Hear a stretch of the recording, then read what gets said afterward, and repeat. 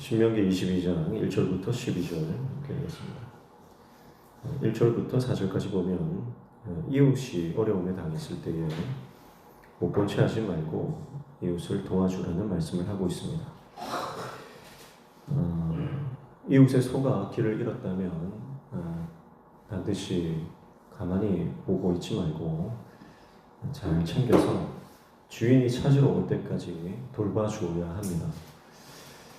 그리고 이웃이 잃어버린 것이 있다면 그것을 자기 것으로 몰래 취하지 말고 반드시 돌려줘야 한다.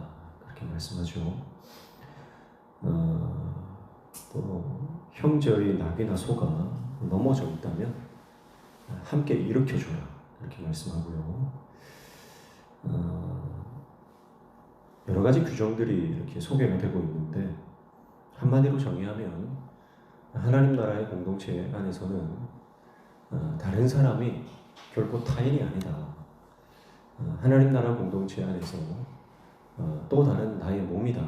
그래서 예수님께서 내 이웃을 내 몸과 같이 사랑하라. 내 이웃을 내 자신처럼 사랑하라 하신 그 말씀을 어떤 상황이든 그 말씀을 적용하면 하나님께서 기뻐하시는 공동체의 모습을 이룰 수 있다. 이렇게 볼 수 있겠습니다. 결국 우리는 내 고통만 아프게 느껴집니다. 다른 사람의 고통은 우리가 잘 이해하기도 힘들고 또 그 고통을 괜히 내가 감당하기 싫죠. 그러나 하나님의 사람이라면 타인의 아픔, 또 타인의 고통, 타인의 어려움을 절대 내 것이 아닌 것처럼 그렇게 제3자의 입장에서 보지 말고 마치 내가 당하는 것처럼 그렇게 공감해 줘야 한다. 그렇게 말씀을 하는 것입니다. 결국 그러니까 하나님 나라 안에서는요, 서로 공감되어진 그 공감이라고 하는 것이 얼마나 중요한 부분인지 우리가 볼 수 있는 것입니다. 다른 사람의 마음을 정말 예민하게 살피고 그의 입장이 되어서 그 사람의 입장이 되어서 그들의 불편함 또 상실감 그것을 공감할 때만 하나님의 나라는 세워져 갈 수 있습니다.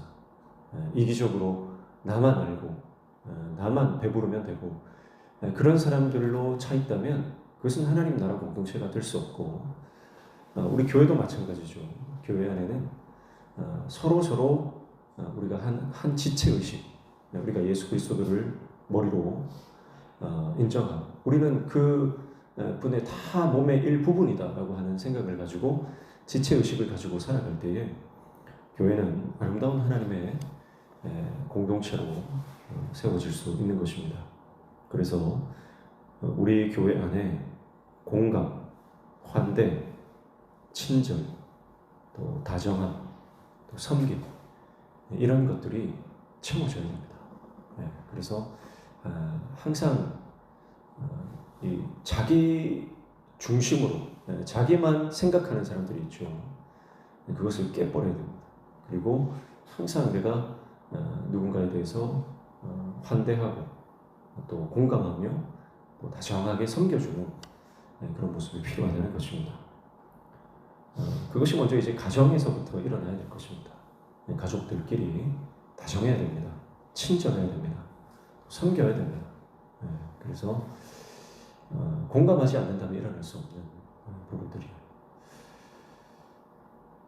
그리고 5절부터 12절까지는 또 여러 가지 기타 규정들을 말씀을 하고 있는데 5절에 보면 여자와 남자가 옷을 바꿔 입지 말라 그렇게 말을 하고요.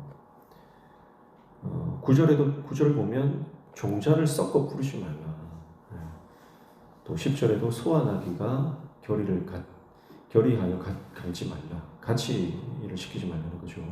11절에도 양털과 배실로 섞어 짠 것을 입지 말라. 이렇게 말씀을 합니다. 이것은 이제 하나님 나라의 질서를 말하는 것입니다. 여러 가지 규정들을 말하고 있는데 하나님께서 이 땅을 창조하실 때 창조의 질서가 있잖아요. 그것을 인간이 보기에 좋은 대로 바꿀 수 없다는 것입니다. 그래서 하나님의 창조 질서를 인정하고 하나님의 섭리를 존중하는 것, 그것이 믿음이에요. 그래서 우리 안에는 이 죄로 인해 뒤틀린 욕망, 죄가 들어오면서 우리 안에 완전히 왜곡된 어떤 더러운 욕망들이 있죠. 그래서 지금도 정말 상상할 수 없는 그런 사람들의 빗나간 욕망들이 있습니다. 근데 그것을 우리가 이것이 하나님의 생태계, 하나님의 자연 질서, 피조 세계에 반하는 것임을 알고 그것을 회개하고 고치려고 노력해야 되지, 하나님의 질서를 무시한 채 내가 원하는 것이니까 이것을 마치 여론이나 대세를 조작해서 가능한 것으로 그렇게 만들려고 하는 시도들이 계속되어 오는 것이죠. 그러나 우리는 그것을 거부해야 됩니다. 그래서 동성애라든지 여러 가지 우리가 하나님 나라의 이 창조 질서를 반하는 것들은 우리가 결의해야 됩니다. 그래서 그것에 대해서 하나님의 창조 질서를 따라갈 수 있는 믿음의 눈이 열려야 되는 것이죠. 그리고 6절과 또 7절에 보시면 나무에 땅에 새 새끼가 떨어져 있거나 알이 떨어져 있다. 그런 경우에 만약에 어미가 같이 있다면 어미는 놓아줘야 된다 하는 것이죠. 어미와 새끼를 동시에 취하지 말라는 것입니다. 비슷한 규정으로는 어미의 저주로 새끼 염소를 삶을 수 없다. 그런 규정도 있죠. 그리고 8절에는 새 집을 지을 때 지붕에 난간을 만들어라. 그래서 사람이 떨어져서 다치지 않도록 생명을 존중하는, 생명을 보호하기 위한 장치들을 만들어 나가라 하는 것입니다. 그러니까 이것은 하나님께서 이 땅에 생명, 작은 미물들까지도, 사람으로부터 시작해서 작은 미물들까지 이어지는 모든 생명, 생태계의 모든 생명들을 존중하라는 것입니다. 그래서 사람의 실수나 또 욕심 때문에 이 과도한 피해를 입지 않도록 생명이, 그러니까 이스라엘은 보통 다 2층 집이고 지붕이 이제 평평한 이렇게 상태에 되어 있습니다. 그래서 지붕에 이제 계단이 있고 올라갈 수 있는 그런 구조로 되어 있는데, 만약에 올라갔다가 난간이 없는데 발을 헛디뎌서 떨어지게 되면 하나님께서 기뻐하는 그런 일들이 아니다. 사람의 부주의. 그러니까 생명을 존중한다면 여기서 누군가가 떨어지면 어떡하나 하고 난간을 반드시 만들게 되는 거죠. 그래서 집뿐만 아니라 여러 가지 공공시설이라든지 사회 기반 시설에 다 적용되는 그런 것입니다. 그러니까 우리도 그렇습니다. 우리 교회에 만약에 누군가 불필요한 어떤 피해를 본다면 우리가 그것을 미연에 방지해야 된다. 그것은 하나님께서 이미 말씀 속에 규정해 놓은 생명 존중 사상이라 이렇게 볼 수 있어요. 그래서 이렇게 미끄러지기 쉬운 곳이라든지 넘어지기 쉬운 곳, 이런 데는 반드시 교회가 안전 조치를 해야 된다. 그것이 그의 생명과 또 안전을 위한 그런 것이 되는 것이죠.